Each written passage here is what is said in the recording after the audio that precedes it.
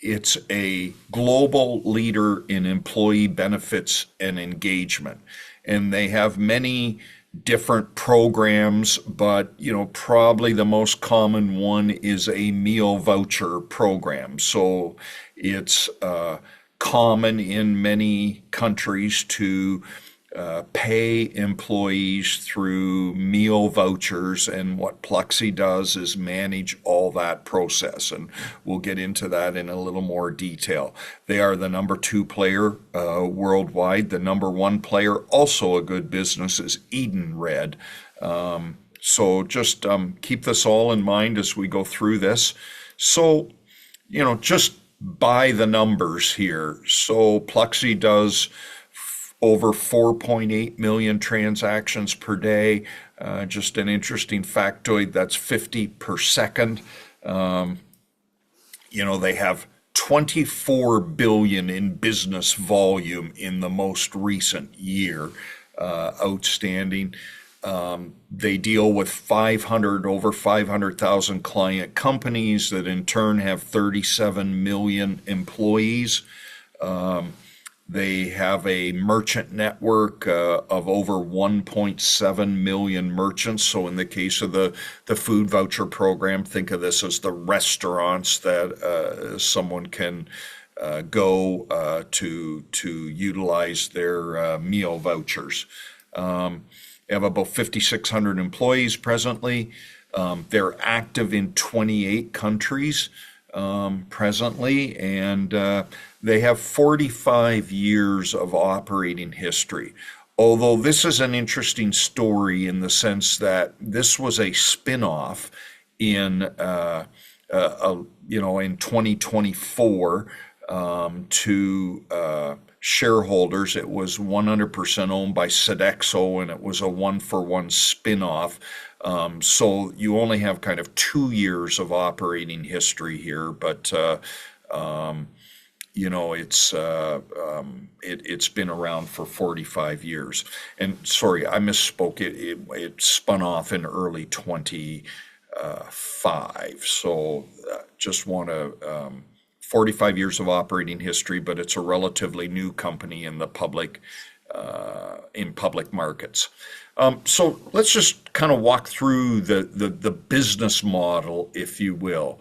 So use a typical meal voucher program. So a company wants to organize a meal voucher program on behalf of its employees. So they pay a fee to Pluxee to manage that. They also deposit into a trust account the amount of money that will be used for the meal voucher program. So while that's being spent by employees, Pluxee also gets the float revenue on that, or the interest income, if you will. And then they also get a fee from the merchant networks when the employee spends their vouchers with the merchants. So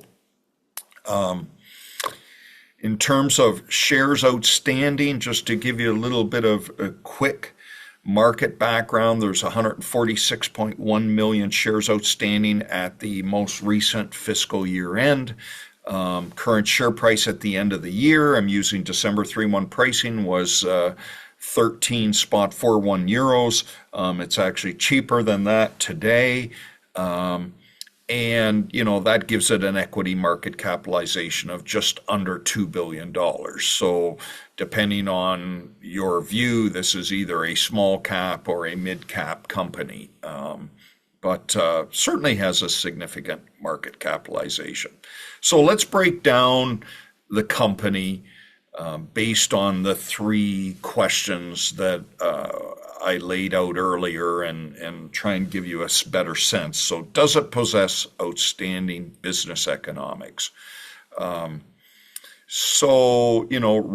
1.3 billion in the most recent year.